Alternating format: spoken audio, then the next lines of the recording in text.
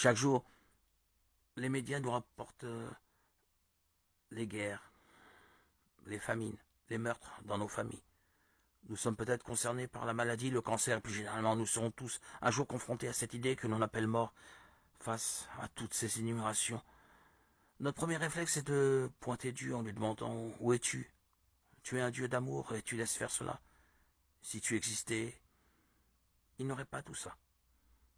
Mais combien d'entre nous se tournent réellement vers le vrai responsable?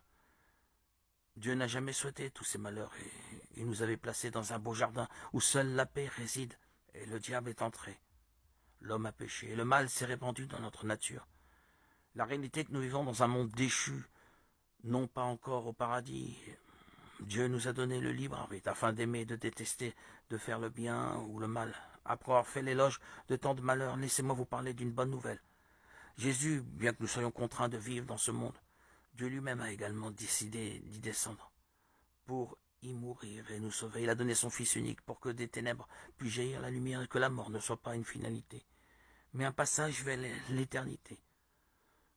Nous aurons à lutter, nous perdrons, nous souffrirons, mais la victoire est déjà gagnée.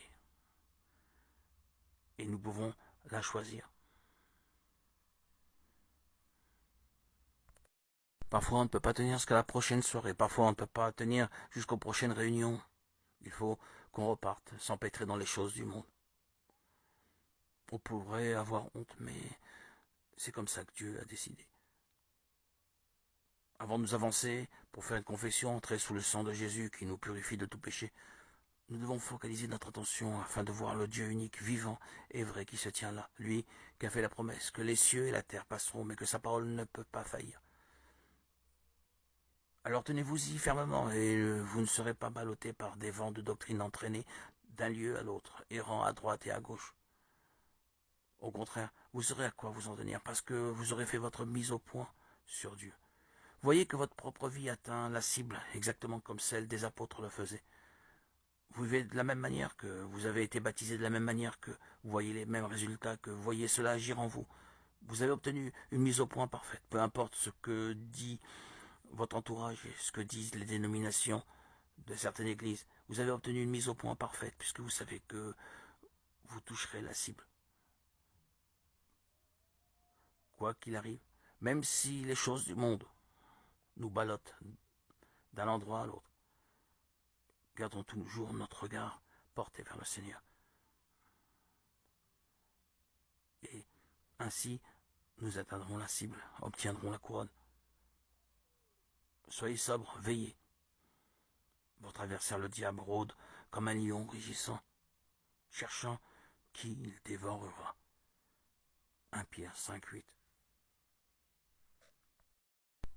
L'unique moyen pour le monde de voir Christ, c'est lorsqu'il le voit en vous et en moi. C'est l'unique moyen pour eux de voir Christ. Leur conscience est endormie, insensible, au coucher du soleil, au chant des oiseaux, au feuillage, à l'herbe et aux fleurs, à la musique et au message, et à toutes ces choses que nous apprécions tant après avoir trouvé Christ. Mais nous devons en arriver à être l'expression même de Christ. Maintenant, souvenez-vous de ceci. Chacun de vous, à partir de ce soir, de ce matin, de cette journée, souvenez-vous, vous êtes tels des panneaux publicitaires de Dieu. Vous êtes les agents publicitaires de Dieu. Alors le monde vous observera pour voir ce que Christ est. Il ne faut pas faire étalage de toutes sortes de choses là-dessus, qui témoigneraient en fait de ce que nous ne sommes pas. Commençons d'abord par être cela. Alors quand nous le serons, le monde verra Christ en nous et en moi. C'est vous qui êtes notre lettre écrite dans nos cœurs, connue et lue de tous les hommes. 2 Corinthiens 3:2.